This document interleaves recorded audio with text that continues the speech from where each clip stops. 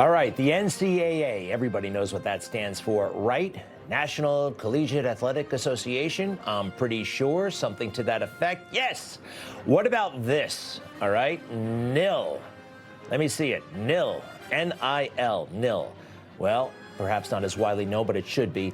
Name, image, and likeness. This has become a huge deal in the sports world, especially college sports.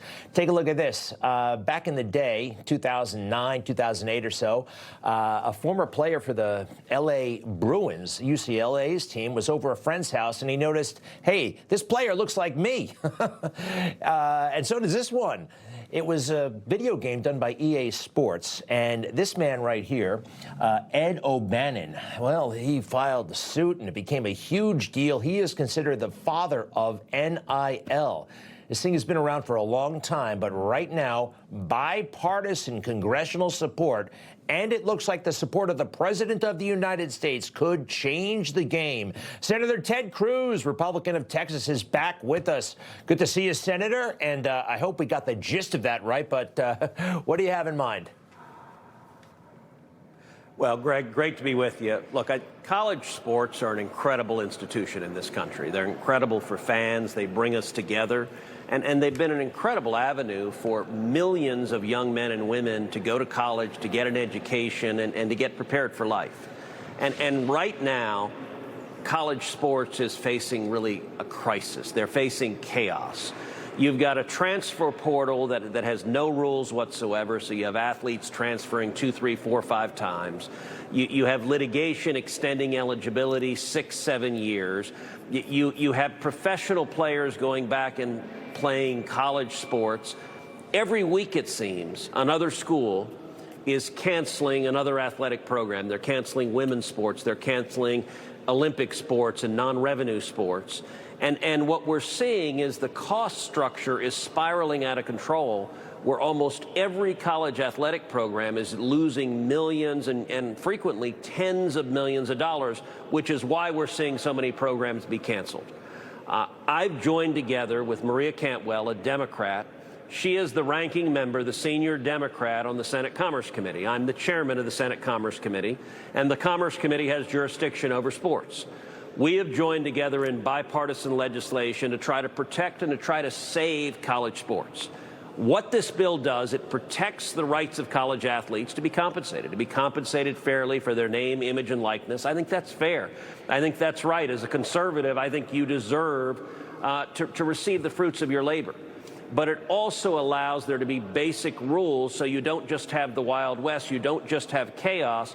So, for example, it limits each athlete as a general matter to one transfer. That lets them move once, but it also ensures that kids actually get an education, that a student athlete is a student getting a real education. And the good news is, Greg, we've got real bipartisan buy-in. I think we're going to be able to move this legislation. President Trump is enthusiastically supportive of our effort to do so, and I think there's a real urgency for Congress to act. Well, this sounds great. Hey, who'd have thunk it? Bipartisan. Hey, is there anything in here about foreign students? I know that some foreign students, especially tennis, seem to be kind of taking over tennis. Do you address any of that in this legislation? Well, what we provide is that you can't be a professional athlete and compete in college sports. So if you've competed as a pro, you're ineligible to compete in college sport. That can certainly apply to foreign students. It can apply to tennis and other sports as well. There's not anything specific on the immigration piece, but it says once you're a pro, you can't go back. President Trump on Air Force One seems to be totally on board, and as we know, he's a huge sports fan. Let's take a look at that. We're trying to help save college sports because they got some rulings that really essentially destroyed college sports, and we're working with Randy Levine and Nick Saban and some great people on trying to save it because it's so horrible.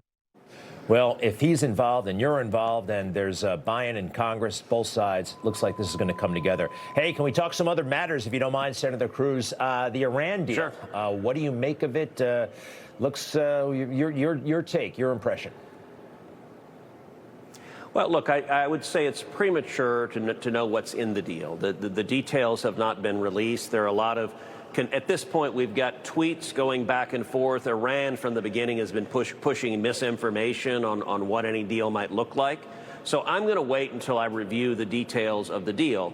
What I will say is this. I think President Trump's decision to initiate military action with Iran was the single most consequential decision of his presidency. I think he acted decisively to protect America as commander-in-chief. When the Ayatollah chants death to America, I believe him. And the president acted to prevent Iran from acquiring nuclear weapons, because I think if the Ayatollah had nuclear weapons, I think the odds are unacceptably high he would use them.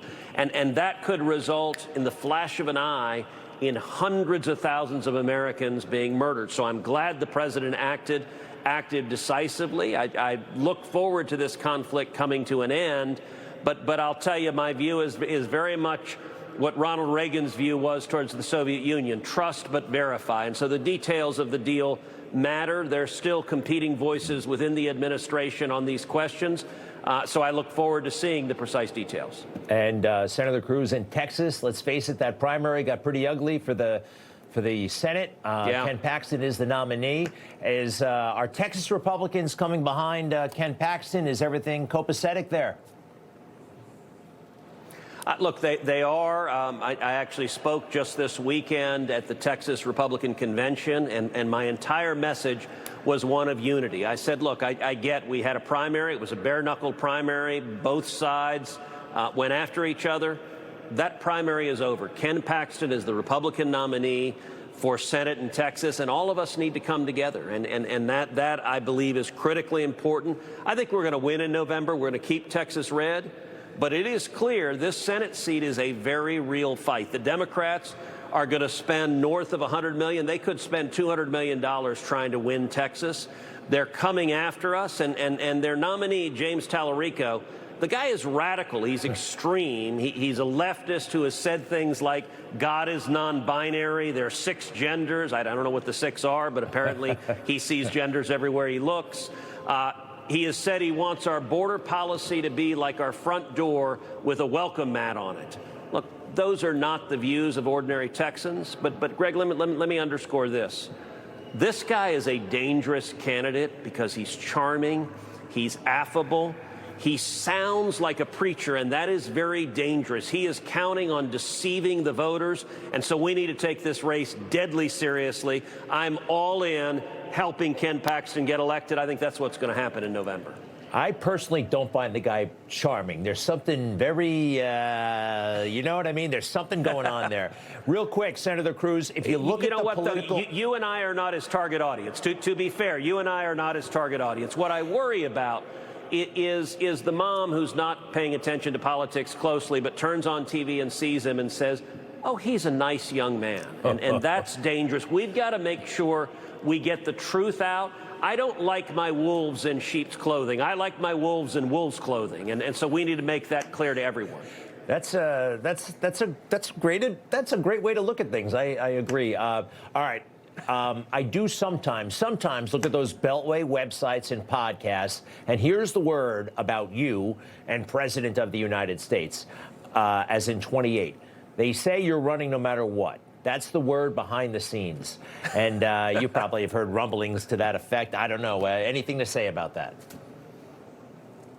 Look, what I will say is my focus right now is on the midterms. We have an epic battle coming up in November.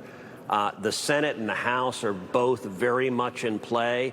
I am spending a lot of time. I was up in Nebraska on Friday campaigning with Pete Ricketts. That's a close race in Nebraska. Pete's going to win. I'm going to spend a ton of time this year on the road helping Senate candidates, House candidates. We got to win, because if the Democrats take both houses, they will use that to do everything they can to cripple President Trump's agenda. We can't let that happen. There'll be plenty of time to worry about 28 in the future. We got to focus right now on the midterms. Hey, you focus on the midterms, and it kind of reminds me of Richard Nixon in 1966. He did the same thing, but it's a good thing, really, for the midterms. Your voice is so important, and Senator Ted Cruz, we thank you. Good luck with this legislation. It sounds like the right thing to do. Thank you, sir, and we'll be right back. Information. Truth. is freedom. Is Newsmax. It's real news for real people.